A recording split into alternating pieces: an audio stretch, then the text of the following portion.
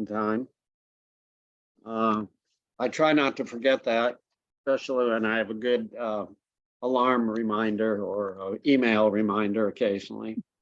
Making us dizzy with your camera. Am I? Does this make you dizzy? You often have it too low. We can only, you're only from the mouth up sometimes. Yeah, I'm sitting down on the treadmill for a change instead of standing up. But Do we have anybody new that wants to introduce themselves? Tell us how they found out about the classes. We don't know if we have any new people tonight.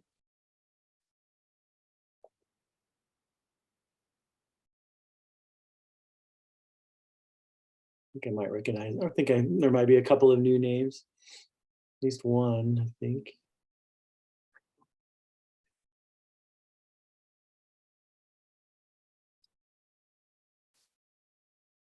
So tonight I'm gonna go ahead. I'm gonna start off with kind of just showing some of the resources that I'm referring to in tonight's lecture, both from the email and also from the website. I'll go through a few of those so people have context on where to find the resources, and then I'll jump into my PowerPoint.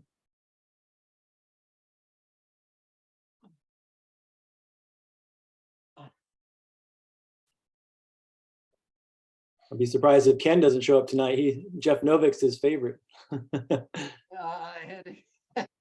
He'll probably be logging on pretty soon. Although he always calls him Jeff Novak, but it's no. Yeah. It's all right. Details. Yeah.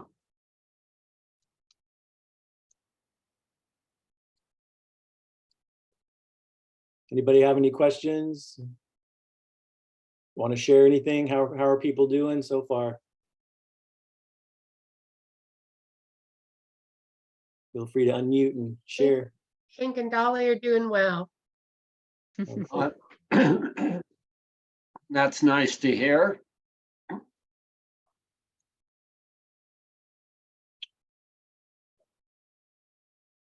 I did a presentation at the primary care meeting this morning at Oregon Medical Group. So we have our monthly meeting, primary care meeting, and we've had a lot of new medical providers join Oregon Medical Group since I did a presentation the last time. So the director of our primary care group had me do I did about a 10-minute presentation on the classes and some of the studies on lifestyle and reduction in chronic disease, and kind of a little short version of my story, how I got into it. So I got a few emails back from providers that are new that were excited to send their patients to the classes and hear the story, and they say how, gosh, yeah, it would be a great resource to have, because all I feel like I'm prepared to tell my patients is to eat less and exercise more, and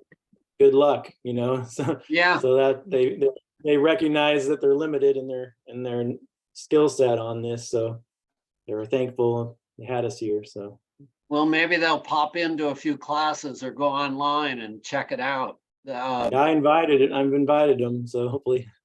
Well, good for you for continuing to promote that. Was Eric, did he get a chance to attend it or no?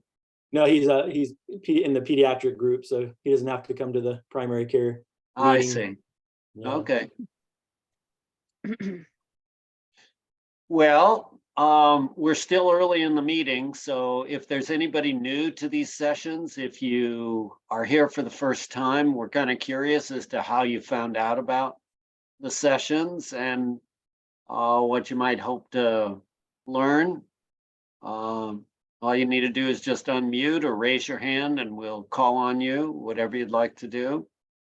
Can you hear me, Charlie? I can. It's an iPhone, but I'm not sure who it is, but yes. It's the guy that you were talking about that likes Jeff Novak. Oh, Ken. Ken. Okay, now I recognize your voice. I was in the meeting last week, but I was driving and I couldn't get my picture up then either. My computer's on the blink, so I have to use my phone. Well, welcome. We're glad that you're here. Anybody else? New, old, have anything that you'd like to share with the group?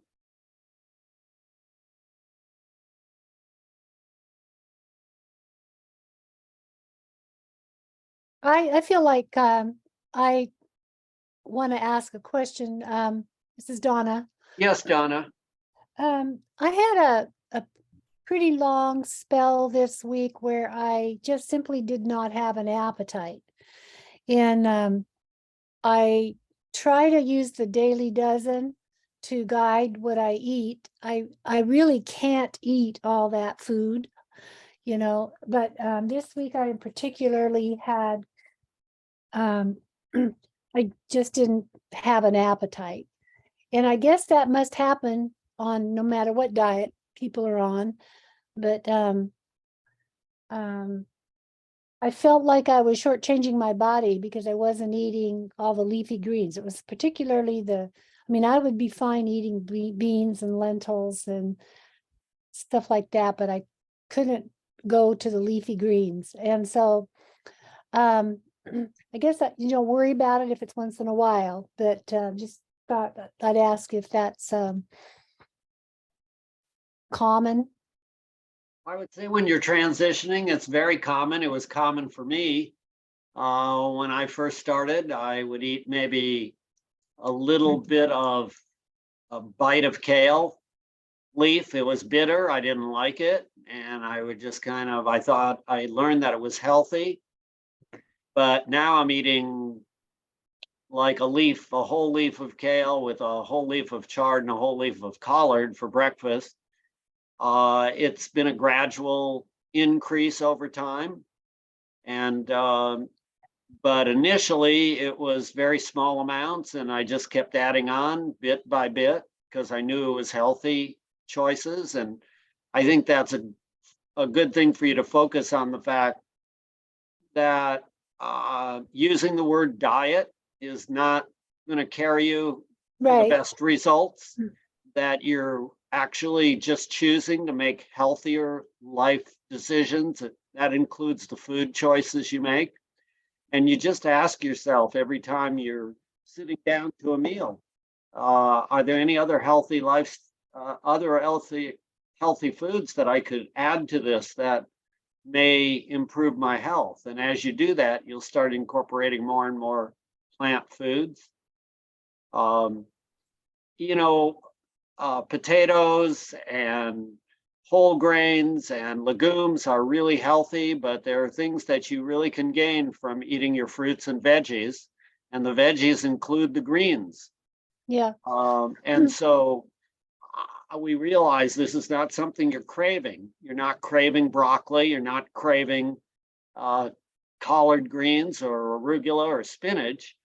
But you're training your body to learn to want to have that in your life. And so I encourage you to just try to keep adding whatever you're able to and not worry about it if it's not the most tasty thing. Think of it as this is a lot better than having to take pills for the rest of my life. And my taste buds will generally change.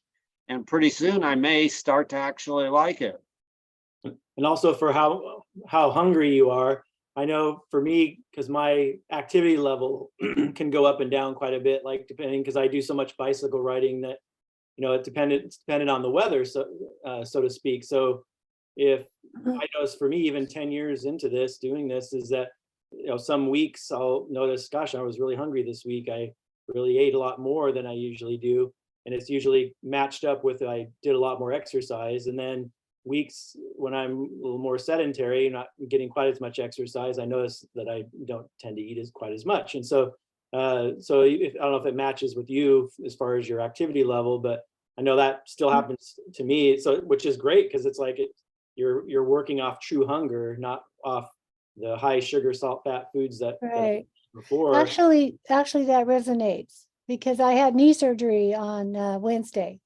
So I have been having to sit with my leg up and for a couple of, few days. And so And also after your that's body went, probably exactly what happened. yeah, and then also your body went through a surgery, so you're having a little bit of inflammation from that. So Yeah. that might have Okay. suppressed your appetite. That makes sense.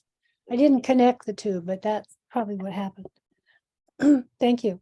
So it's great. So my point is that what's great, it's when you're working off true hunger, when you're eating this whole plant foods for all your food, you're not going to be, your body's not going to be going off of high sugar, salt, fat foods that are ultra processed that tricks Yeah. our brain into craving them and I don't- actually yeah. eat when we're not hungry. I am off those foods and I don't crave them. So that's wonderful. Right. Another issue is you're not alone in terms of feeling full, perhaps, and not feeling like it's really easy to get in all the recommendations that Dr. Greger recommends. Most people, actually, in my experience, find that difficult. I found it difficult Okay. because of the increased bulk and the fullness that you get from the extra fiber. Okay. It really makes you feel full until you kind of get used to that. So not to worry. Okay, good, thanks. Any other questions? Otherwise, I'll jump right in here whenever everyone's ready. Can you hear me? Kate, go ahead, Kate. Well, I have a question about beans. I met with my nutritionist, Dr. Bosch, on Friday, and he said I really need to start focusing on eating more beans and legumes. I was primarily eating a lot of soy products, and he said, maybe mix it up a little bit, get some other stuff in there. My problem is I really do not like the taste of beans. I've tried lentils, I've tried canned, I've tried fresh. Is there any recommendations on how to kind of mask the taste a little bit so that I can get more of those good nutrients in me? Hmm, Yeah, so the longest lived populations actually eat beans if you look at the blue zones. And so it is an important, the legumes are really important to incorporate into your choices. I know my wife adds different kinds of spices. She adds dehydrated vegetables into the beans when she actually makes her own. And she also adds different spices. Like you might try an Italian spice or a curry or this or that. And you might, if you have a spice that you like, you can add it into your own beans, or I guess you could add it into canned beans and cook I them. made a curry tonight with the red lentils, and it was pretty okay. It was still a little much for me, but I could probably add some more curry and help with that. So you're on the right track. Does anybody else have thoughts on this? I would say just to take baby steps, just eat small amounts in the beginning, and then just slowly try to increase the amount you eat. And you can also put it like, say you were making a whole wheat spaghetti or something, and you did a tomato-based marinara sauce. You could put some any kind of bean or lentils into your sauce, and then it would kind of mask it a little bit. So, but there's, I'd say just make small incremental steps to increase it over time, even if it's just a little, much less than recommended early on. Just kind of work on slowly increasing it. Kind of get used to it. You can put beans in soups. You can put beans on salads. You can get used to eating more hummus. Are you eating hummus at all? Not so far, no. So hummus has various flavors that may help your taste get more used to the crushed up bean. And onion, garlic, other things. Anybody have any other suggestions, recommendations? What my wife does, which she makes beans a lot, and she always starts all of her cooking when we're kind of just cooking very simply. She always starts with sauteing onions, and then after those are nice and sauteed, she adds in some chopped tomato. Just chops up her own tomato, throws it in there, and really it's just onions and tomato, maybe a little bit of sometimes a little salt, a little bit of garlic, pepper, and spices like curry or ras Sounds el hanout. Yeah, it really, it's almost delicious. So it's very simple. And no, yeah. I make lentil soup and I add allspice and curry to it. And that's very tasty. That sounds really good. Yeah. Thank you, guys. The other thing you could do is we have mung beans, which we grow sprouts with.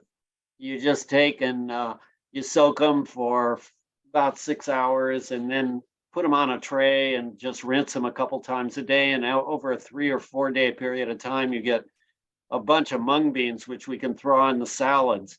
There's nothing you need to do to prepare them for stir frying. Someone was asking that in the chat room. You just can eat them raw as sprouts, or you can cook them if you choose to. It's another source of adding Well, that's some perfect because I legume. have a ton of like mung beans in the pantry, so I should try that. And if you need any help, Kate, about growing them, we can share that information. You can look online how to sprout mung beans, or if you have any problems, we'd be happy to talk to you more about it. Thank you very much. Are the You're welcome. dehydrated veggies not are they like considered a whole food, or are some of them is almost a powder? Is there a certain kind that you recommend? My wife uses, they don't look like a powder, they look like a dehydrated veggie. They're small, they're chopped up. I can go get the name while Scott continues on.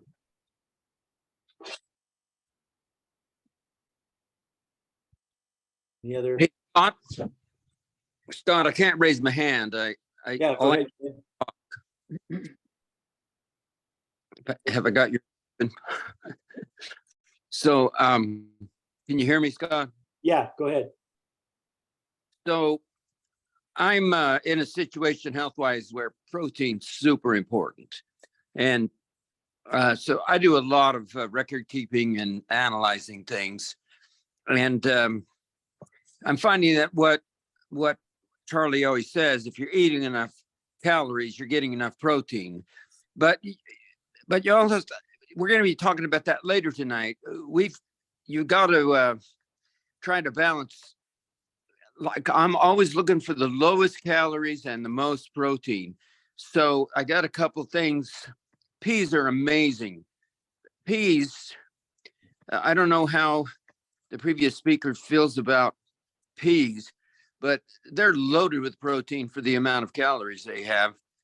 And they're also a superfood. Just regular green peas? Just plain old peas. Green Love peas. those. I eat a lot of them. And then peanuts don't shut me down because they're high in calories. They're calorie dense, but they're amazingly high in protein. And in fact, it's almost matched this ounce per ounce protein per protein, hamburger and peanuts. So you should use peanuts as a garnish on everything you can, but you just have to allow for the calories. Right. You So know, you're on the right track though, with peas and other beans and legumes are your protein champions, because Well, they're still low in calories, about 400 to 500 calories a pound, but 25% of their calories are protein. So you're getting well, plenty enough. peanuts are beans or legumes. They're the same thing. They're in a pod. They just happen to go underneath the sand after they're starting to form. But they're really high in calories. So you just have to be careful. I have to eat less calories in other areas so I can eat more calories in peanuts. But man, they've got a lot of protein. Can I ask why you're seeking extra protein? I'm on androgen deprivation therapy. I make no testosterone. So my muscles, I'm fighting muscle loss by eating more protein than is recommended. And this is what everybody, that's it. you know, my doctors, everyone that's into this kind of thing agrees. We need more protein than what's recommended for the average person. And I work real hard. I exercise a lot. I ski a lot. I really keep the muscles going. And the combination of the muscles and lots of protein are helping me fight muscle loss, because it's a real problem for me if I'm not doing these things. Right, I've lost like a third of my muscles, and I'm slowly building my legs back. great. Thanks, Ken. Go ahead, Charlie, and then I got to get Okay, started. so here is the package on veggies, Thousand Lakes dried mixed veggies that my wife gets on Amazon. And they are not powder, and they work well, and maybe a quarter cup, dump them in with your beans when you're making them, maybe a half a cup at a time. So, okay, Scott. I'm going for it. All right. We're going to talk about calorie density tonight. This is part 2 of our weight management. So I want to start off going to I want to show you guys a couple of things. This is on this week's class email, the newsletter for the week. I wanted to show you guys, hopefully everyone that's in the class is signed up for the newsletter off of the website. You can subscribe, because there's always more information here than what you can necessarily find on the website. And I just wanted to show, since we are talking about, this is the second part of weight loss. I don't know if you guys saw this. This is an annual event hosted by Chef AJ.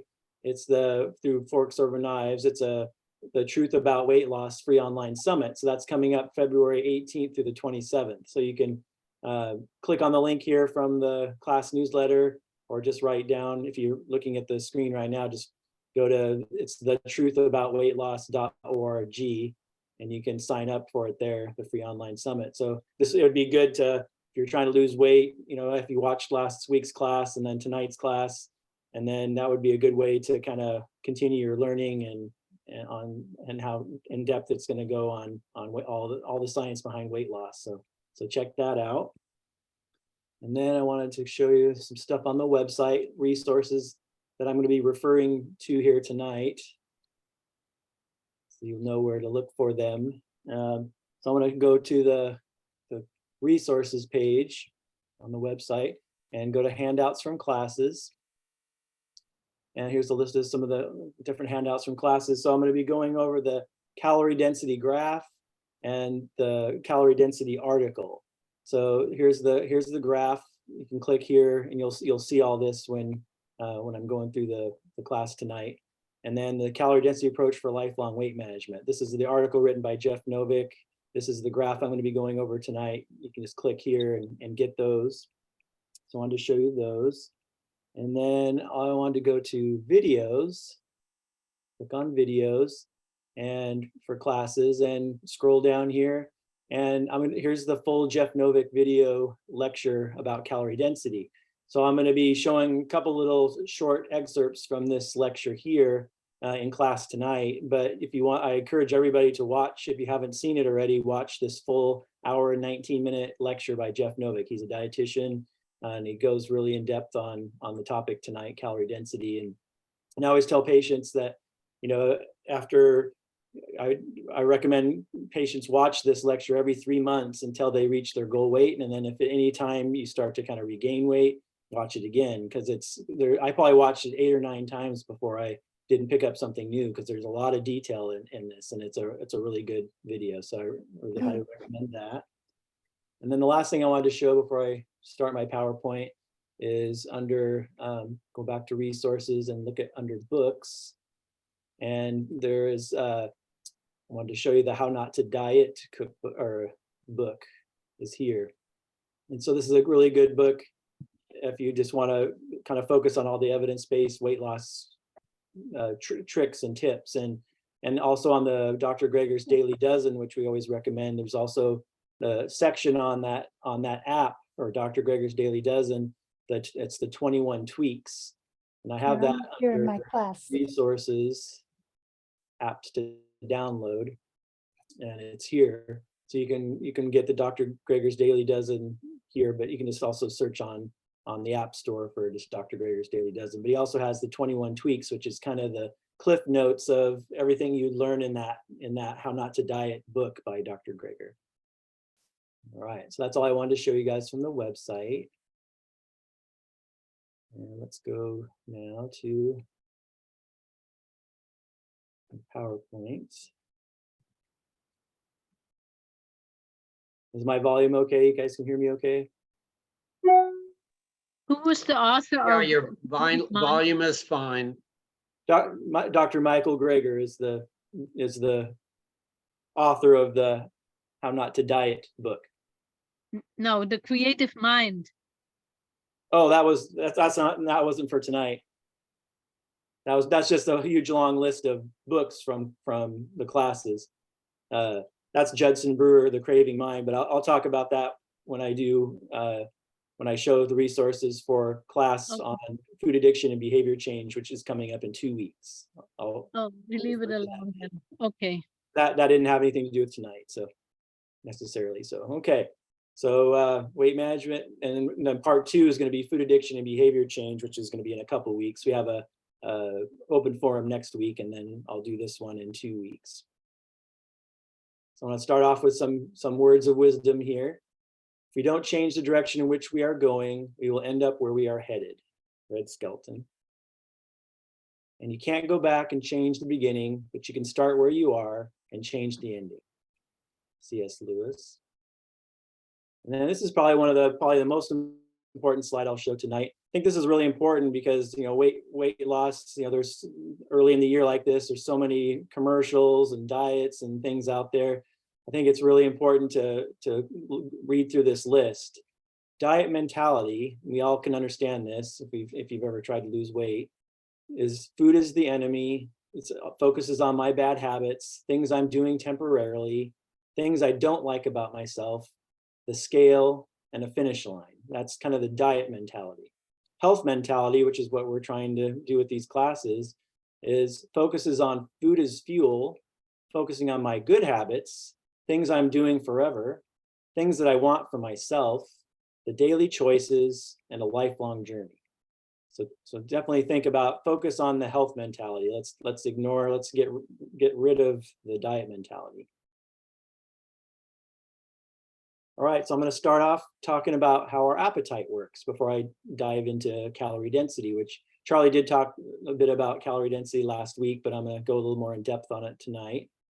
So it's important to understand how our appetite works, and there's 2 basic mechanisms. So our stomach has little stretch receptors on it. So on the outside of our stomach, there's stretch receptors. So as volume of food or liquid, actually, as any kind of volume goes into our stomach, it stretches the stomach. And as the stomach stretches, these little stretch receptors send signals up to our brain telling us that we're full. Like, okay, it works with hormones like CCK, leptin, ghrelin. There's these different hormones that as the stomach gets stretched, it actually sends that signal, says, okay, that's enough to eat, you're full. And for most people, it's about a pound of food or so is enough to fill up the stomach, enough to kind of activate those stretch receptors. But if you think about it, that one mechanism wouldn't be enough, right? Because what if you just drank water? You just drank water, that would take up space and that would stretch out the stomach and also send the same signals up to our brain telling us we're full. And so if that was the only mechanism we had, we wouldn't have survived, because if you think about it, yeah, if I just filled my stomach full of water and I felt full for hours, you'd never get enough calories and you would perish. And so we have to have a second mechanism, and we do. And that second mechanism is called, it's basically calorie density receptors, density receptors, richness receptors. There's lots of different names for it, but think about it, it's basically how many calories are in a certain bite of food. If it's really rich, that also activates receptors that send signals to our brain to make us feel full. And so a really good example of how this works, you can understand, is everybody kind of hold up their fists in front of their faces. Hold up your fist, and let's just pretend in your left fist is a clump of kale. So this is wadded up kale in your left fist, and in your right fist, that's cheesecake, okay? And so there's the same volume of food in each fist, right? Because they're the same size. And so if you'll eat each of those, which one do you think would fill you up more? The fist size of kale or the fist size of cheesecake? Not really a trick question, but it's the cheesecake, right? So the cheesecake, because we've all eaten cheesecake, and you eat that and you're like, I'm full. That's really rich, right? And so because they both took up the same amount of space, but one was much more calorie dense, much more rich than the other one. And so you're going to feel full more with the cheesecake. So that's an example of the richness receptor doing its job.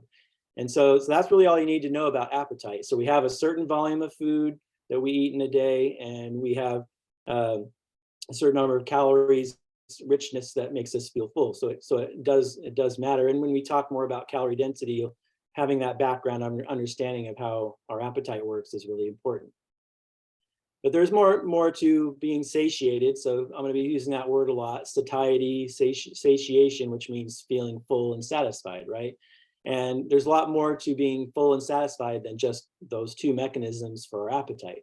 There's also behavior, food addiction can play a role, our emotions, mental and physical, because we all know, sometimes we'll eat something even when we're not hungry because we are eating to satisfy a need, or we feel stressed, or we do it to celebrate. So there's other things that go into our eating behavior, how much we eat or feel satiated, feel full, based on a lot of those other things. And in 2 weeks, I'll talk more about behavior change and food addiction. But it does go with, we need to acknowledge that fact. And so there's different levels of that. So feeling full and satisfied, because we can all, you ever feel pretty full after a meal, but we always have that little bit of extra room for something sweet, right? To have a dessert. So there is behavior things that come into play to feel full and satisfied. And then I already did talk to you guys already about Dr. Greger's How Not to Diet, and then the 21 tweaks from the Daily Dozen, since I showed you where those are located on the website. Okay, so what is calorie density? And we did talk about it a little bit last week. It's simply the number of calories in a given weight of food. And so you think, okay, so calories in a given weight of food, what's that really mean? So, in science, when we study eating behavior and calorie density, it's in calories per gram. But when a lot of us don't really understand grams, what's 10 grams look like? What's 100 grams look like? But we understand pounds. And so we teach it to you all in calories per pound. And so we'll go to this chart next. And this is the chart that I showed you where it was under the handouts on the class website, so you can have a copy of this. And there's this whole graph here is all different categories of foods, and we're going to go over all these here. And so when I first learned about calorie density and I saw this graph, like, okay, so vegetables on the left are about 100 calories a pound on average, and oil on the far right-hand side of the chart is 4,000 calories per pound. And so when I first looked at this chart, I kind of thought, well, who cares? I don't ever eat a pound of oil or a pound of butter. A pound of butter is 3,200 calories. You see on the right-hand side there. I'm never going to eat a pound of butter, so who cares? And so that's fair. But what's amazing about it is that it doesn't really matter how much you eat of something. It's always, the calorie density never changes. So if you ever try to count calories on, okay, how many calories am I eating in this meal, and how many calories do I eat in a day? That's really difficult, because it's really hard to weigh your food and estimate how much is in a serving of a food if you're buying a packaged food. And then, so you have to know the serving size, the number of calories, how many servings you're eating. And there's so much inaccuracy. Even a seasoned dietitian is not very good at estimating calorie intake. And so what's beautiful about calorie density is it doesn't really matter. The calorie density of a food never changes. Whether you eat a pound of it or an ounce of it, the calorie density is the same no matter what. So you don't really need to know, you don't have to ever weigh your food or count calories or anything. You just need to know the general calorie density of the different categories of foods you're eating, and make your food choices based on that if you're trying to lose weight. And so So we're going to go over these. So that's basically all you need to know about what the term calorie density means. It's just the number of calories in a pound of these different foods here. So we're going to start over on the left, and I'm going to go through these, and then I'll kind of give you guys some examples, and then I'll be showing you some of Jeff Novick's videos that go through. He gives you examples of, okay, there's this many calories, this food has this many calories on this side, and this one has this many calories on this side, the same number of calories, which one will fill you up more, and we'll do examples of that. So as vegetables, as I mentioned, are 100 calories a pound on average. Kale and spinach are about 70 calories a pound. So a lot of the green leafies are even less than 100 calories a pound, about 70. And then again, oil on the far right is 4,000 calories a pound. So essentially, if you were to line up every food in the grocery store from end to end, from lowest calorie density to the highest calorie density, there would be more than a 40-fold difference between the least calorie dense food and the most calorie dense food. Does that make sense? If you're less than 100 calories a pound versus 4,000 calories a pound, that's more than 40-fold difference. So that's huge, right? And so kind of visualize that for one. And then fruit is about 300 calories a pound. Potato tubers are potatoes, sweet potatoes, things like that, about 400 calories a pound. Intact whole grains like brown rice and oats and quinoa, bulgur, amaranth, farro, all those ancient grains you can buy in the bulk bin like at Winco or Market of Choice, they're about 500 calories a pound. And then tofu, it gets kind of it shows it a little bit yellow there. Then the colors aren't quite perfect there, but tofu is a little bit high in fat and minimally processed, so that's why it gets a little bit of a yellow there. It's 500 calories a pound. Beans and legumes are 600 calories a pound. And then pasta, you might be surprised there, is 600 calories a pound. And I'm going to skip over to bread here for a minute because a lot of people are surprised by this. So pasta is only 600 calories a pound, but bread, which is so pasta gets a green light, but down over to the right where you see bread there at 1,200 calories a pound in the yellow, it's twice as much. It's twice the calorie density of pasta. And does anybody have a guess as to why? Why is it that bread is twice the calorie density versus pasta? Does anyone have a guess as to why? It's tough. It's because pasta absorbs water. So Jeff Novick will talk about this, but your friends when it comes to lowering calorie density are water and fiber. So anything that has a lot of fiber, anything that contains water is going to lower the calorie density. So that's why pasta is not super high in calorie density, because it absorbs water, whereas bread doesn't have any water. It's just flour, and it had water initially, but then when it bakes, it's a dry food. It's a dry good. It's a dried food. It's going to have higher calorie density. And then avocado is about 700 calories a pound, which is why it's yellow, because it's a little high in fat. And the calorie density is getting a little bit higher. And then you might see here, poultry, eggs, fish are about 700 calories a pound. They get a red light, not because they're high in calorie density, because those are whole foods. Whole foods tend to be lower in calorie density than processed foods. So they don't get red because of the calorie density necessarily, but they get it red because, well, they contain saturated fat, cholesterol, there's no fiber, pretty low in nutrients per calorie compared to the green light foods that are off to the left there. And so that's why they get that. And this is an interesting point especially if you watch that calorie density lecture by Jeff Novick. At the beginning of that lecture, he shows a movie theater from the 1950s, and nobody in the theater was overweight. Nobody was eating during the movie. And this is a good example as to why, say you went back in a time machine 150 years, people were eating meat, poultry, eggs, and fish back then. And there wasn't really many overweight people because eggs, poultry, and fish are not necessarily that high in calorie density. They're whole foods again. And so it's the foods that hadn't been consumed on a regular basis yet back in the 1940s and 50s were the foods on the right-hand side of the chart, which were at least not in very big volumes, which we're going to be getting to here shortly. And then beef is about 1,000 calories a pound. Like a steak you would get at a restaurant, it's usually about 1,200 calories a pound. So we're starting to get a little bit high here. Tortillas, 1,000 calories a pound. So that's why it's a yellow light. Ice cream is 1,000 calories a pound, which you might be surprised that ice cream and tortillas would have the same calorie density. And there's another example. Well, why would that be? Well, ice cream has water in it, so it's liquid, right? If you melt it, it's just water, but with fat and sugar and everything else. So that's what makes it as high as it is. But that's why it's the same calorie density as, say, tortillas. But tortillas would be a yellow light because, well, at least it's got some fiber in it and some nutrients in it, and not high in fat and cholesterol and things like that. And we already talked about bread. And then look at dried fruit. Here's another example. 1,200 calories in a pound of dried fruit, but whole fruit is only 300 calories a pound. So why would you? So it's 4 times more calorie dense.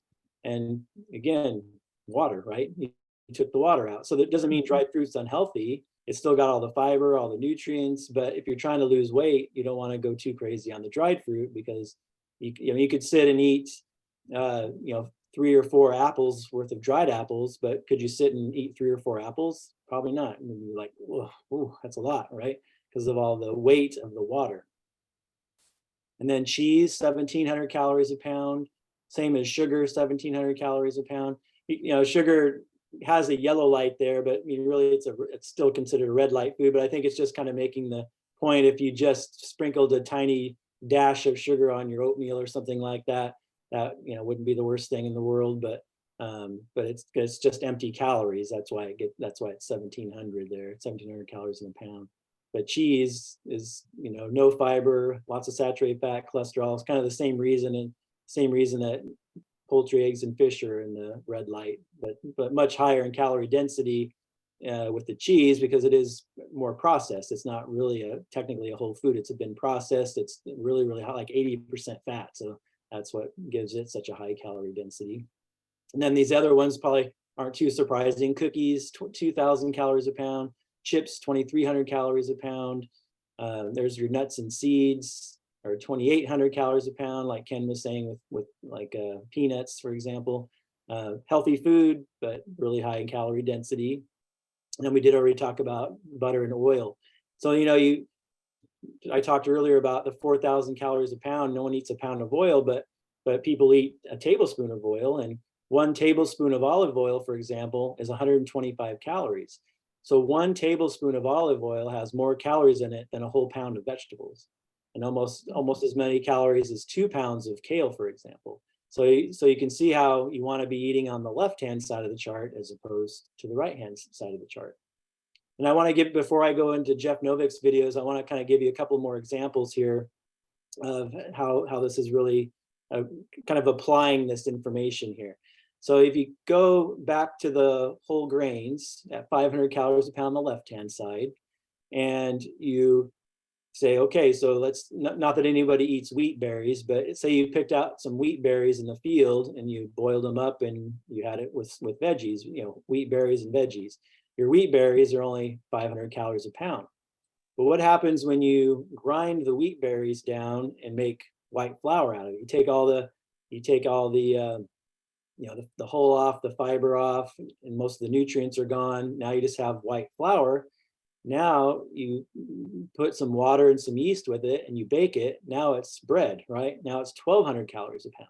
So you took the wheat berry, which was only 500 calories a pound. Now you've processed it. Now it's 1,200 calories a pound. Now what happens if you take that same white flour and you add sugar and you add butter and you add oil? Now what do you have? Now you have a cookie. Now the cookie is 2,000 calories a pound. So you processed it even more. You added more processed food with the sugar and the butter and the oil, and now it's 2,000 calories a pound. So something that was once 500 calories a pound is now 2,000 calories a pound. So you see how the more you process things you add to it, the more processing you do, the more to the right-hand side of the chart you go. Does that make sense? Does anyone have any questions so far with the chart? It's a mouthful. I want to give you another example here. Now, think about, does anybody ever watch those weight loss shows like Biggest Loser, or they're early on right now, but or My 600 Pound Life with Dr. Nowzaradan? Have anybody seen those? So what do they usually do? They usually put patients on a 1,200 calorie a day diet. That's kind of the standard. Most weight loss surgeons will put their patients on a 1,200 calorie a day diet. So I want to kind of show you the difference in food and appetite. Remember, we talked about appetite earlier in the beginning of the lecture, and I wanted to show you how much of an impact it'll make on how much of an impact calorie density makes.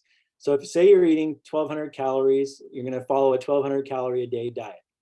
Now, one thing I didn't mention yet is with eating behavior. So we've done many studies on food eating behavior. A lot of the studies were done at Penn State University, where they did controlled feeding experiments. So they actually pay people to lock them up in a 5-star hotel, and they feed them different calorie densities of food, different amounts of food, all different feeding experiments. And what they find is that the average human eats between 3 and 5 pounds of food per day. And everybody eats in different amount based on their body size, their activity level, their muscle mass, lots of different factors. But each individual person eats a similar amount of food from day to day. And most people eat between 3 and 5 pounds of food in a day.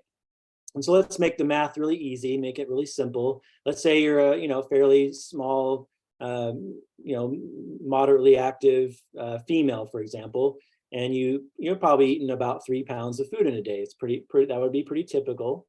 And so about a pound of food per meal. So let's say you're eating 3 squares a day, breakfast, lunch, and dinner. So you're probably getting about a pound of food per meal and eating about 3 pounds of food in a day. So let's just say that's enough, volume of food to stretch out the stomach. That pound of food in your stomach 3 times a day is making you feel full and satisfied, and you're satiated, you feel good, and you're eating that 3 pounds of food from day to day, and say you're at a good weight, maintaining your weight.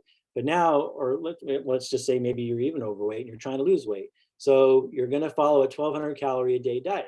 So let's just go with, okay, I'm going to eat a typical standard American diet. So mostly, maybe 20% of my calories on the left-hand side of the chart, about 80% of my calories are on the right-hand side of the chart, which is a pretty typical standard American diet. And if you total all that up, it would be the calorie density of the standard American diet falls somewhere around 1,500 calories per pound. That's the typical standard American diet, is about 1,500 calories a pound when you kind of evaluate the diet and put it together. And so if you're eating 3 pounds of food and you're eating 1,500 calories a pound, how many calories are you eating? What's 1,500 times 3? That's 4,500 calories, right? So you would for sure be gaining weight eating that many calories. But let's say, okay, I'm gonna only eat 1,200 calories. So how are you gonna eat? If you're going to only get 1,200 calories, how much food are you gonna get to eat if you're eating 1,500 calories a pound? Well, less than a pound of food, right? Because if you're eating 1,200 calories, but you're eating 1,500 calories per pound, that means you're going to be eating about 3/4 of a pound of food in a day. How happy do you think that person's going to be eating 3/4 of a pound of food in a day? You're going to be starving all the time, right? You're not stretching out that stomach. You're not sending the signals. You might be having enough density of calories to satisfy that part of the appetite, but you're not going to be stretching out the stomach. You're never going to be feeling full. You're always going to be hungry, which is why diets don't work. And you can't just portion control your way to lose weight, because you're always going to be fighting your hunger drive. So that's not going to work. But let's go back now and let's just say you're following the diet, a whole food plant-based diet like Charlie and I recommend. You're down on the left-hand side of the chart. You're eating fruits, vegetables, beans, intact whole grains, legumes, maybe a little bit of pasta, maybe a little bit of some nuts and seeds. You're following the daily dozen, and just a handful of nuts and seeds, and maybe a little bit of bread, maybe a little bit of dried fruit, and a little bit of pasta, but you're mostly eating fruits, vegetables, beans, and whole grains.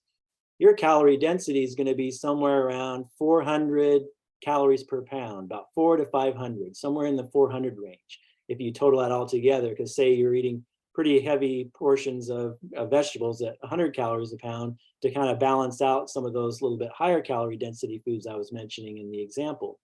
So let's just say, just to make the math again easy, let's just say you're eating about 400 calories a pound, and you're also only eating 1,200 calories. So how many pounds of food is the person eating that's eating 400 calories a pound? 3 pounds, right? So how many times does, what's 1,200 divided by 400? 3, right? So 400 times 3 is 1,200.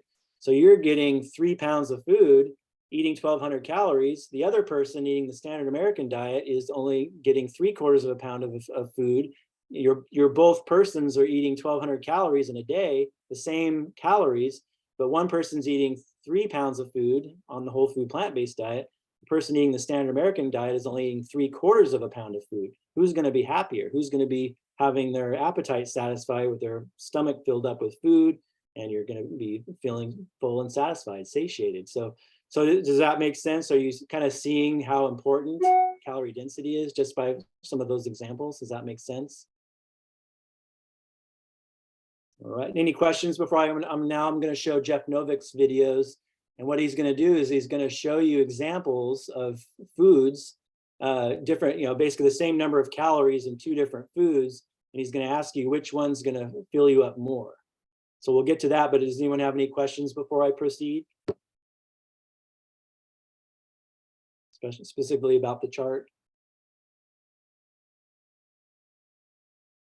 All right, let's go ahead. Foods equal calories. All you got to do is see which one is more filling. Okay. So we got 2 little soy chicken nuggets, and we got 1 1/4 cups of vegetable lentil soup. Don't say anything yet. There are people still thinking on this one, okay? We'll give them a few minutes. Everybody think they got an answer? Which one do you think? The soup. Now, if you went to medical school or dietetic school, or you studied biochemistry and physiology, they would tell you all different things about what fills you up. You might hear about chemicals and hormones and enzymes like CCK and ghrelin, and leptin. You might hear fat is more filling and all these other things, right? Just forget about it. Just pretend you just walked in off the street, which I think many of you did. You just walked in off the street. You don't know anything about biochemistry, chemistry, food, or anything. Just take a wild guess. What do you think it is about the vegetable lentil soup that will fill you up more than the soy chicken nuggets? Anybody? Volume. Man, there's just more of it. And it turns out that's right. They actually did these studies where they fed people equal calories of food to see which was the most filling. And they did it short-term, long-term, subjective, and objectively. So pretty good studies. And they found out that all foods that fill you up have 3 things in common. And can anybody guess what number 1 was? Reading my props, huh? Number 1 was water. And that kind of makes sense, because what does water take up a lot of? Space. And filling up the space in the stomach actually contributes to satiety. Because as you'll learn more about this weekend, on the outside of the stomach, you have these little nerves called stretch receptors. And when you fill the stomach up, they stretch a little, they send signals to the brain, which help release all those chemicals telling you you're, right? Don't you all like to get that feeling of full? So water is very important. Water helps, gives you that. And water also has a lot of weight, which helps give that stretch. Because some things have lots of volume, but they don't have a lot of weight, right? Like air. So water was very important. Anybody want to guess what number 2 was? That's right.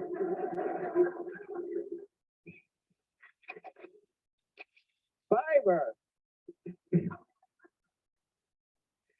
Now, fiber doesn't make sense when you think about it like water does, because fiber doesn't take up a lot of space. It doesn't have a lot of volume. But do you know what you get when you mix a lot of water and a lot of fiber together? You know what you get? You get a lot of, did you say gas?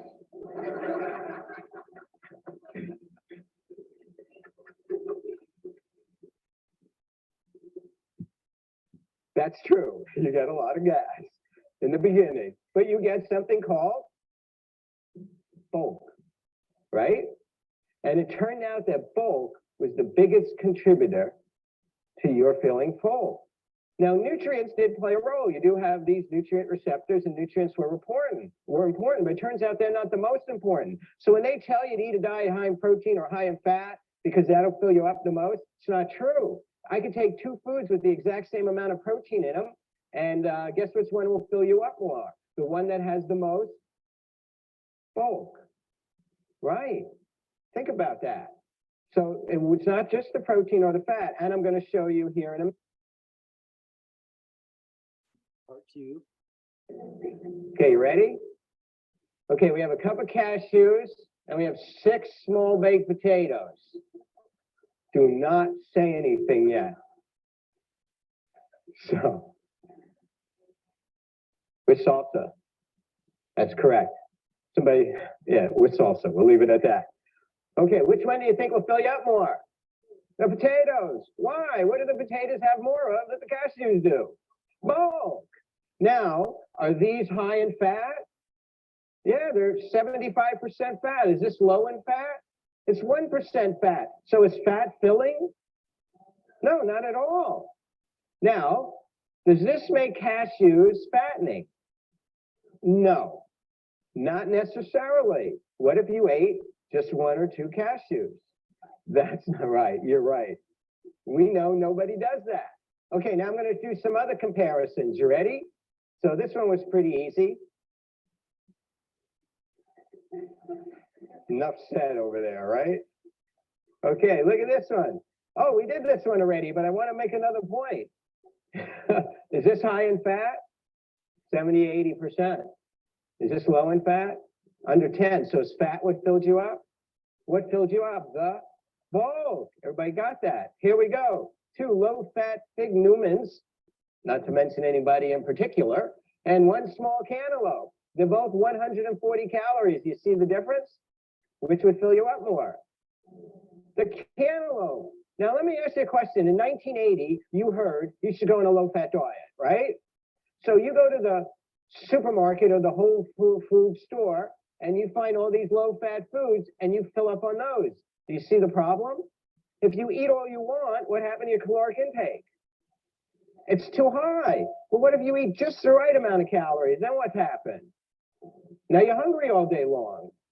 Is that going to happen with these foods? Now, just for the record, do you know that the percentage of fat, carb, and protein is almost identical?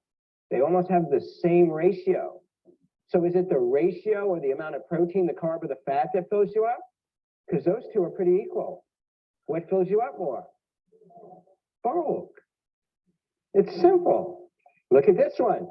Here's the... On the left, we have a 2-pound fresh pineapple. On the right, we have 4 ounces of gummy bears. Both are 450 calories. Now, I put this one up there because everybody's anti-sugar these days, right? You can't have sugar. Sugar's no good. Can't have carbs. And I think that's crazy because, you know, sugar is good for you. I mean, does everybody know what the best fuel for your body is? Gummy bears. Make a note of that. I got to fix the slide, okay? Gummy bears. Right. What's the fuel that your body runs on, the preferred fuel? Glucose. That's a fancy name for sugar. Now, your body will also burn another fuel. Anybody know what it is? Fat. Whoever said it is correct. The 2 fuels your body likes to burn, number 1 is sugar, number 2 is fat. Now, every now and then you hear somebody say, I need some energy. I got to get some protein. Right? You ever hear that? Well, just realize when somebody tells you that, they just told you they know nothing about physiology and biochemistry, because that's not what your body wants to use for energy. And in fact, it's a difficult process. Your body uses carbs first, and secondary is fat. So, you know, when you work out, some of you get exercise, your muscles burn up some carb, and they also burn up some fat. And some of us are looking to burn up a little bit more fat, right? But there's parts of your body that can't burn fat. Parts of your body can only burn sugar, glucose. And anybody know what part of your body it is? The brain. That's why I don't get it when people are so anti-sugar and they want to avoid sugar. I mean, I don't know about them, but my brain is very important to me. And it needs sugar every day. And they've actually done studies. I mean, there's recommended minimum intakes of sugar just to fuel the brain. Anybody know how much that is? The recommended minimum intake of sugar you need just to fuel the average brain? 500 calories a day just to fuel the average brain. Now, I had mine tested. Mine burns about 750 a day, but oh, I'm smart. You're very nice. Because the last time I was here, somebody raised their hand and said, why? Is yours less efficient? Why is that funny? He said, don't make fun of me. I have the props. Okay, so is sugar the problem or is the package the problem? I mean, these both have the same amount of calories and the same amount of sugar. Are they equal to you? No. What's 90% of the weight and volume of the pineapple you're going to eat there? Water, fiber, vitamins, minerals, nutrients, and a great package and great matrix, just right for you. What's 90% of the weight and the volume of this? Sugar. So is sugar the problem or the package it came in? It's the package. Don't be afraid of sugar. Once again, get it in its whole natural form.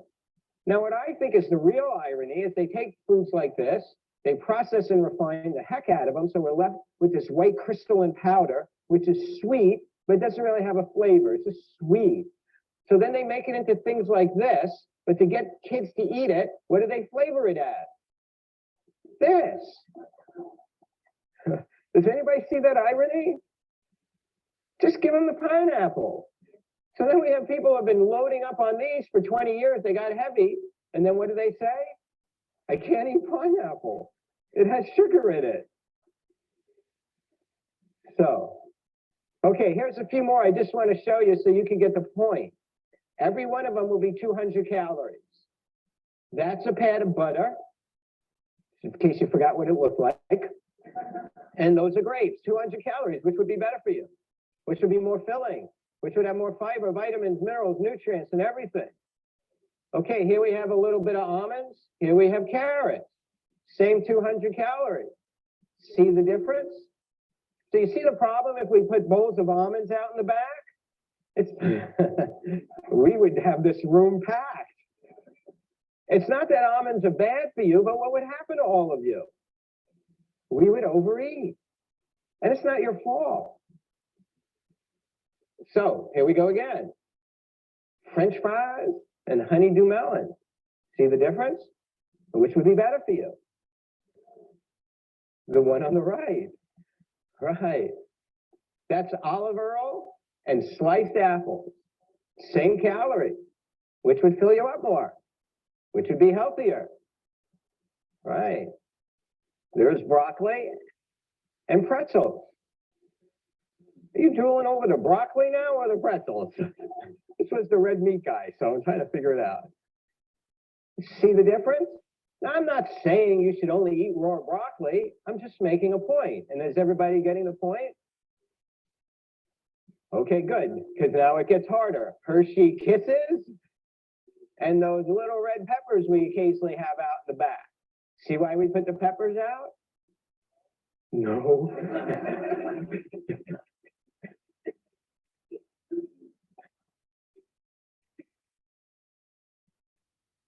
Okay, potato chip and celery. Every now and then somebody says, you know, I'm really enjoying this diet, but I would like something crunchy. And I'm like, eat crisp celery, it's very crunchy. And they say, no, I want something that's crunchy and kind of has like a salty flavor. So I said, eat crisp celery. It's crunchy and kind of has a salty flavor. And they say, no, that's not quite what I want. And I say, just admit it. You want potato chips. Okay. All right. A lot of fun. Yeah, definitely recommend watching that full video when you get a chance off the website there, the full hour, 19-minute lecture. But I wanted to kind of go over these calorie density breakouts just to kind of summarize what they learned in those studies, those feeding studies I was explaining about that they did a lot of at Penn State. And so they monitored the calorie density. So everybody in these experiments where they came up with these numbers were called ad libitum experiments. And what that means in Latin is eat as much as you want. So everyone was told to eat as much as they wanted until they felt comfortably full, not to leave themselves short or to stuff themselves, but just eat until you felt comfortably full. And they people had exercise as well. They got to do a certain amount of exercise in these experiments.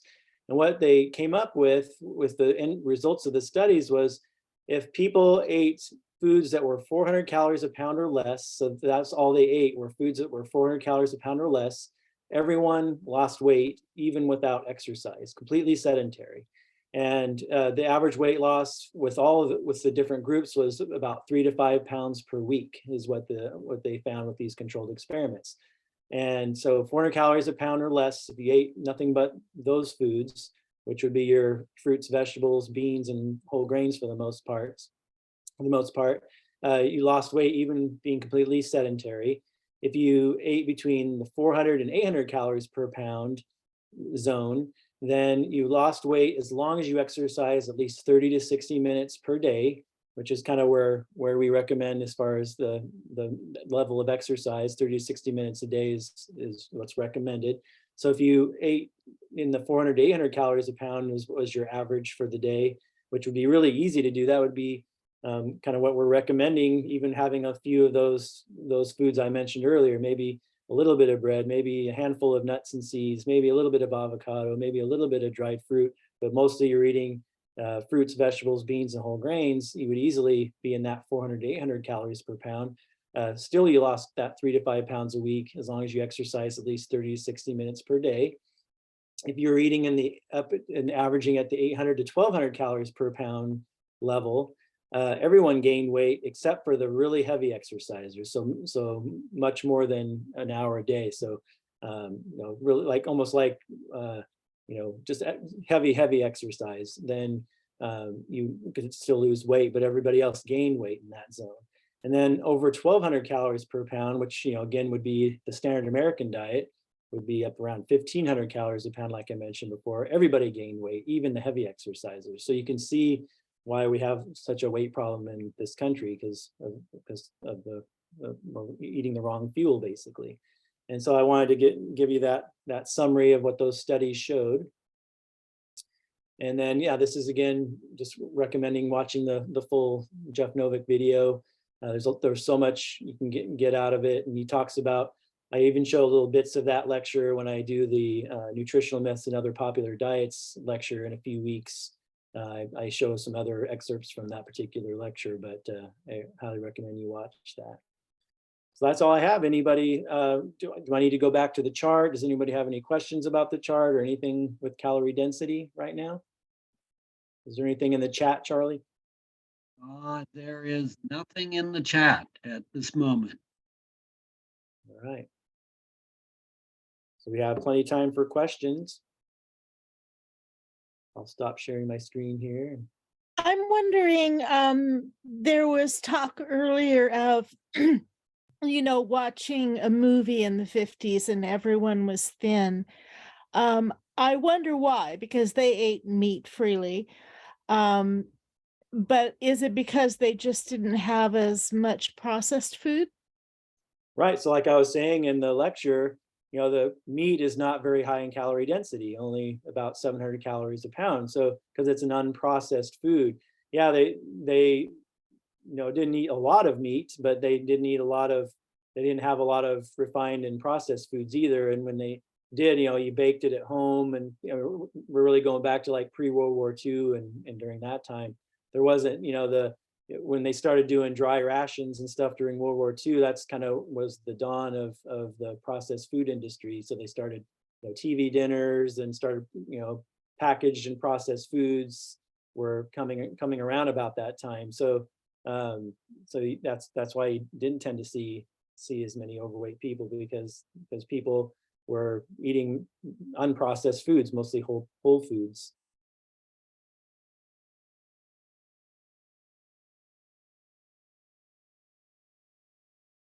And you can go back even further, like I talk about, because people were so thin. Watch the pre-World War II movies, like with Cary Grant, Humphrey Bogart, Jimmy Stewart, Danny Kaye, all those old movies from the 30s and the early 40s, and everyone looked really, really thin, almost looked sickly thin to our today's standards, and it's just because that was normal, and that's actually what we should look like as a society. But we've just gotten the wrong food given to us since that time, for the most part.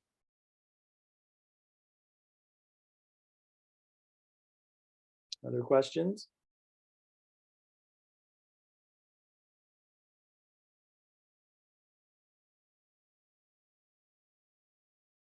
I found once I learned calorie density, when I've taught it to a lot of my patients, they really feel liberated when they understand the calorie density concept, because so many people, it's just like so exacerbating to try to weigh food and portion control and estimate calories and all that. It's just frustrating. And so when you choose the right foods that are, in that, trying to fall around that 400 to 500 calories a pound zone, which is kind of where that green arrow comes down on the chart there.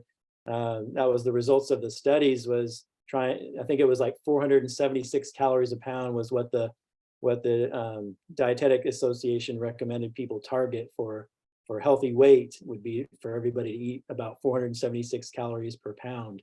And that would be really easy to do if you're following a whole food plant-based diet, but that would be very, very difficult, if not impossible, if you're incorporating quite a few processed foods in your diet. And on the right-hand side of that chart would be, it would be impossible to get to get down to that 476 calories per pound, because that's enabling you to eat enough volume of food to feel full and satisfied. And also, it just so happens that the foods lowest in calorie density tend to be the highest in nutrient density. For those of you that are familiar with Dr. Joel Fuhrman, Eat to Live, you guys know him. So he has a formula in his book. It's H equals N over C. So H stands for health, and then the numerator is nutrients, and then the denominator is calories. So N over C, health equals N over C. So the higher the health, you want higher nutrients, which is a higher numerator, and lower calories, which is the denominator. So the higher the nutrients and the lower the calories, the better the health. And so it's H equals N over C as his formula he came up with. So that fits right into calorie density. So it just so happens that the foods that are lowest in calories are highest in nutrients. And so you're getting all the protein, fats, vitamins, minerals, phytonutrients, phytochemicals, all the nutrients that you need to be healthy at a low calorie cost. Whereas foods that are highly processed, like a cookie, for example, it's really high in calories, so the denominator is really high and the nutrients are really low. So that means less health. So the lower is the H of health if you have high calories and low nutrients. So it's nutrients per calorie. So you want to have high nutrients per calorie bite that you're eating. So my brain is asking me, where does pleasure come in? That's a real question, because the SAD diet developed because they scientifically did tests to see what's the most pleasurable. And I'm never going to eat just thinking about it. Well, I don't know, never, but I don't now just think of it as fuel. I like eating. It's pleasurable. I can see that my pleasures change a little, like I like fruit more now, and I don't like sugary candies. But what do you have to say on that whole topic? I still want to have pleasure when I eat. Right. So that'll be a big focus on our class coming up in 2 weeks on food addiction and behavior change. So this is a really good book. You're speaking of foods are manufactured to hit our bliss point. And this is a really important book to read on that topic, Michael Moss, Salt, Sugar, Fat. So the food industry gets us addicted by adjusting how much sugar, salt, and fat are in foods, mouthfeel, and all these things to flood our brain with dopamine, which is the pleasure hormone, which is the same thing that like things like alcohol, cocaine, methamphetamines do to our brain to get us to crave them and to give us pleasure. So when we're used to eating these hyper palatable foods that are really high in calorie density, really high in sugar, salt, and fat, what happens is it hijacks our brain. It's called The Pleasure Trap. And that's another book that's really important to read, The Pleasure Trap. It's on this book list as well. I've read that book, but I have a question of you and Charlie. Do you take pleasure in your food? Absolutely. So the point I was getting to was you have to kind of reset your dopamine, your pleasure center, because if you are still eating the high sugar, salt, fat foods that are highly processed, you eat something that's a whole plant food that we're recommending, it's not going to feel right. It's not going to feel satisfying. It's not going to give you pleasure initially. But once you get off of those foods, kind of detox off of those foods and eat the whole plant foods like we're talking about, I get the same pleasure from eating a really sweet piece of fruit that I used to get when I would eat, a candy bar or something like that. Maybe it's slightly less, maybe it's a slightly less feeling, but once you're off of those foods, then when you eat something that is sweet, like a piece of fruit, I feel lots of pleasure from my food. So I know Charlie can chime in, but I love the food I eat more now than the fast food, junk food I ate before. I actually really enjoy it. Plus, I feel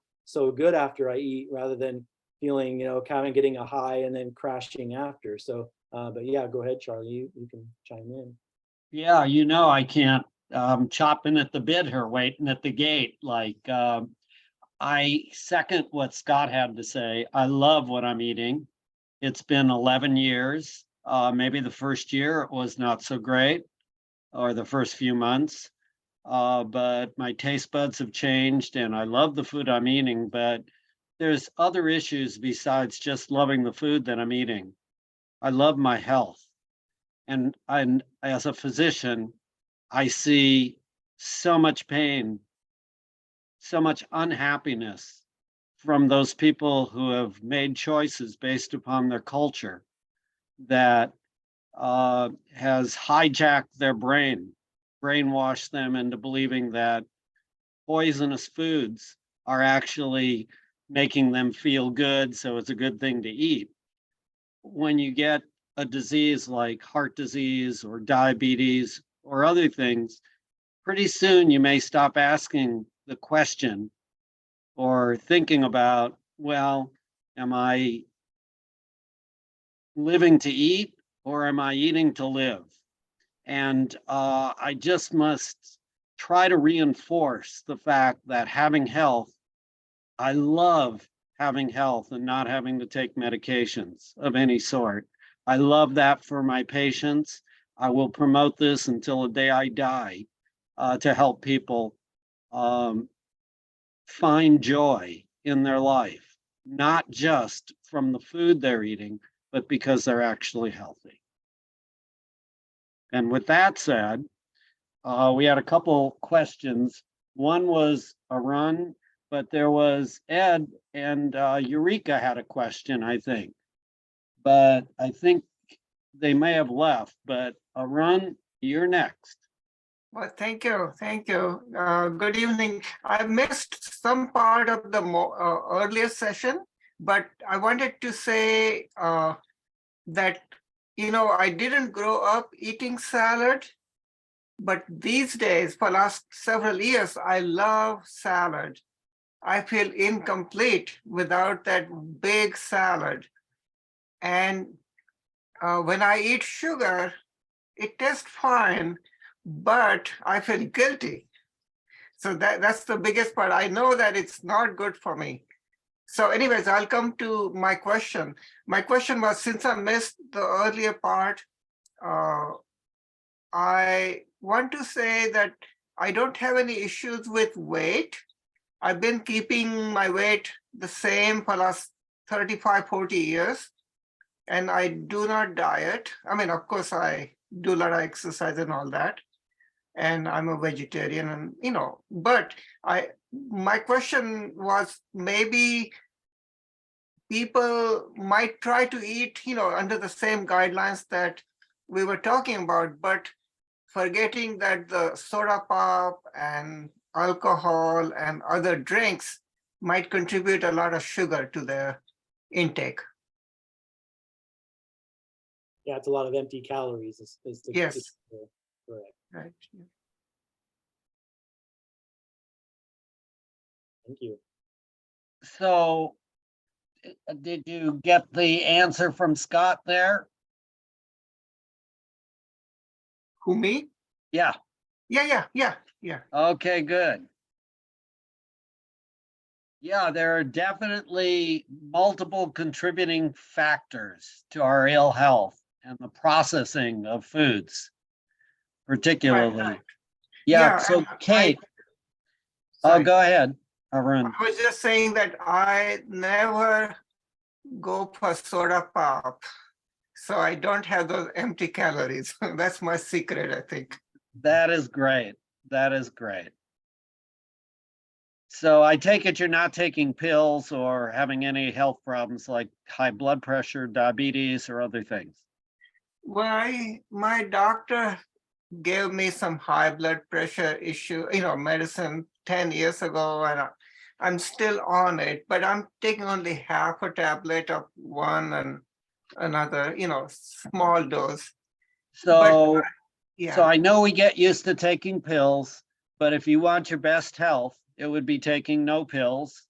Right. And if you didn't want to take any pills, you might just consider the fact that even though you're vegetarian, you're eating Yeah. a fair amount of oils in your life. It could be the cheese, it could be the eggs, it could be the, well, I don't know if you're eating eggs as vegetarian. Yes? Right. Usually, no. We don't buy eggs at home. Yeah. Okay. And then the oils that you have in your diet, We cut down. they Yeah. increase your blood pressure. And if Right. you're having more greens, it'll lower your blood pressure. So these are some factors that potentially could right. get you off of that medicine. And, just a thought on my part, nothing Yeah, that I you agree. have to I do. agree. And we are working on cutting down on cheese. We have not bought cheese for a while, but we still have to use up. So we eat a little bit. Yeah. I get Thank it. you. Not a Yeah. problem. Yeah. Okay, Yeah. Kate. Thank you. And when you talk with me, I'm unless you have health where you're taking no pills and you're telling me I don't need to see the doctor, then I'm Well, gonna say, okay. I have cut Make down any on suggestion. I have cut down on 2 pills since I started attending these classes. So I have a ways to go, but Oh, yeah. we love having you here. Keep coming. Thank you. Thank you. Okay, Kate. I'm curious about the foods that are technically 0 calories, or like the artificial sweeteners and stuff. They're listed as 0 calories, but how does that impact and play into the calorie density? How would you guess? Do you have a guess on that? About, someone comes to you and fakes you out with some product or another? How would you feel about that? I typically try to avoid them, but only recently, honestly.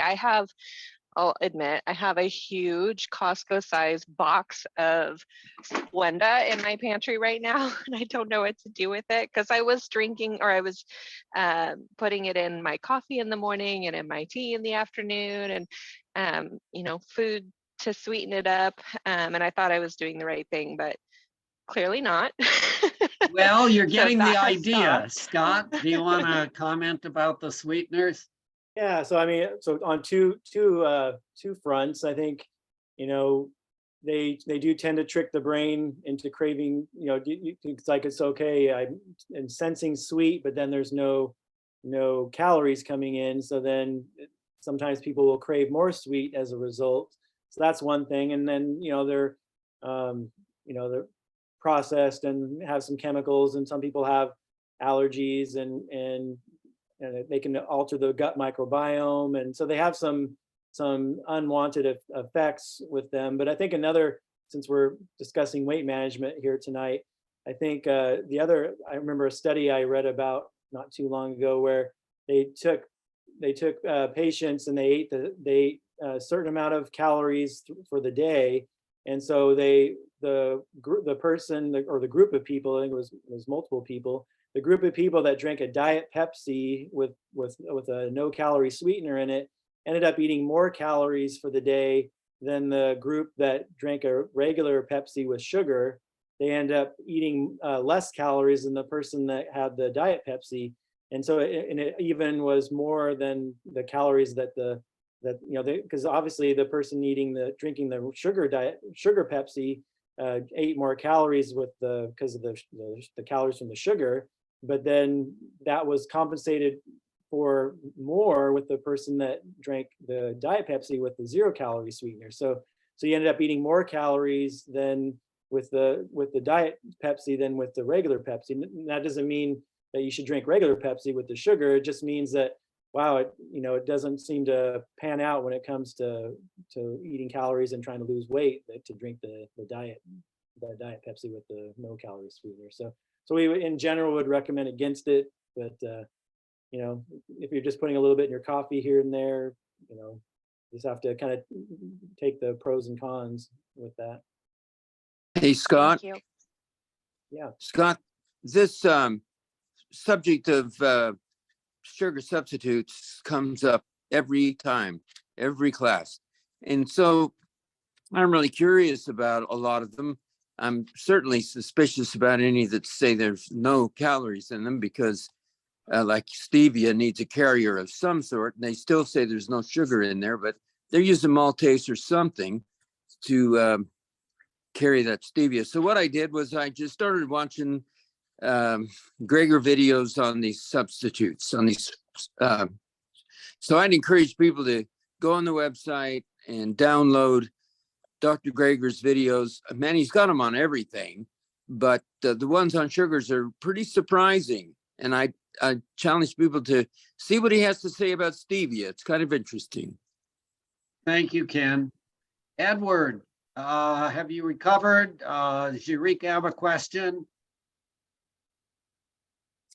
It was kind of answered while Scott was talking. Okay, great. So we have a couple new people also. I see it's Connie.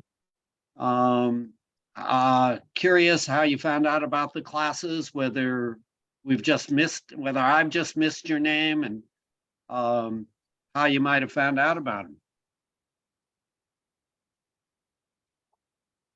And the same way with Marta. If you just unmute, there's a little thing in the bottom of your screen, which says mute. And you could just it's a microphone. There you go, Marta. Yep. What was your question of me? I'm just curious how you found out about the classes and. Oregon Heart and Vascular Institute. Oh, we're thrilled to hear that. Yeah. That they had a brochure or something, or was I think one of the therapists there mentioned it. Great. Well, welcome, and we'd love to have you. And Thank if you you. have any questions, if the price is right, it's free. And we do this every single week. So we'd love to have you back again. All right. Thank you. And thank you. And Connie, same for you. Anybody else have anything they would like to add? I do a little bit, can I? Sure, a run. Okay, so I wanted to bring the drinking, the sugar in drinks. My experience has been that if you can avoid sugar in your drinks for the first week or two, then I think your mind gets reset and you don't need that sugar. So I never used any sugar substitute, I just drink my tea just plain, or either with maybe soy milk, but the no sugar kind. And I think that works. However, in India, there is a growing revitalization of, this idea from Ayurveda, where you just drink warm water. And that seems to be amazing. Drinking warm water, having no tea in it or nothing. And actually, when I went to India on my way, I was in China. And at the Beijing airport, they had hot water taps and cold water taps. So it seems like in China as well, people like to drink warm water. And I think that might be good for, yeah. That's all. Thanks. Thank you for sharing that. Yeah. Anyone else? Hi, it's Dolly. Hi, Dolly. Hi, I just wanted to make a comment about Hank's cardiologist over at Heart and Vascular. Said that the plant-based diet, he couldn't do any worse or couldn't do any better. Couldn't do any better than the plant-based diet. Well, I know the majority of cardiologists at the Heart Vascular Institute definitely are on board with this new information. There may be one cardiologist in our Eugene Springfield area who is actually not on board as yet. And we've been trying to work with him a bit to kind of get some re-education. And it's a slow process, but hopefully we'll get there one day. Just a little editorializing on my part. Anybody else have anything for the good of the order, or you have any questions? Remember, some of you may be shy. You may not want to speak up. You may want to have some one-on-one personal attention. We're happy to do that. If you send us your phone number or your email contact or both, we can give you a call. It doesn't cost anything. We may hook you up with Lisa Chick, the third-year medical student who's been working with us for over a year, almost 2 years now, I guess.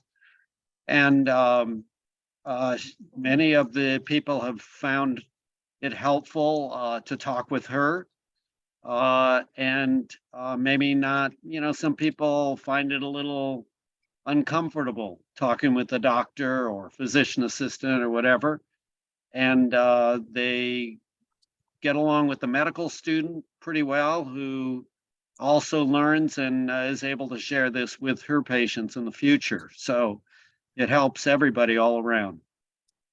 Hi, Dr. Ross. Sorry, I don't have my camera on, kind of running around tonight, but yes, I'm here and happy to talk to anyone who's interested. I've had a few more people reach out recently who I'm going to be meeting with tomorrow night, so I'm excited about that. And then we have our book club going on as well, and we're voting on our March book. So some of the ones that Scott talked about are in the running. And we're going to have our next meeting on the 23rd, next Thursday. So lots of exciting things going on, and happy to get anyone involved who wants to be. Thank you, Lisa. And Scott, do you want to share what's going on next week? And Yeah, so next week will be an open forum. So that's just for you guys. You guys dictate what happens. Just ask questions about anything you want. Anything from how to get started to what should I eat for dinner, to question about anything nutrition related or exercise or sleep or anything lifestyle related we can go over. But open forums are for you guys just to let loose and tell us what you want, what you need. And then the week after that, I'll be doing the food addiction and behavior change talk. It looks like Lisa just put her email in the chat. And I also have a little section on the class newsletter for a sign up page for her, both for her health coaching as well as for her book club. You can email her to get on the book club. You can also sign up for health coaching with it. Wow, this has been fun. Yeah. Hope you guys got something out of that, but definitely, like when I say watch Jeff Novick's lecture every 3 months, you don't have to watch my lecture every 3 months. Just watch the master, Jeff Novick. That's a really entertaining. He's a little more entertaining than I am. So.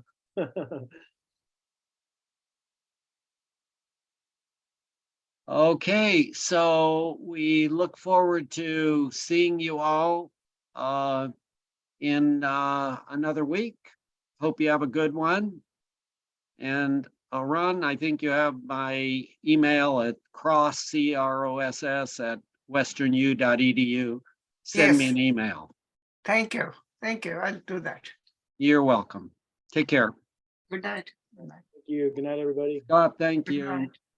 Yeah. Good night. See ya. Good night.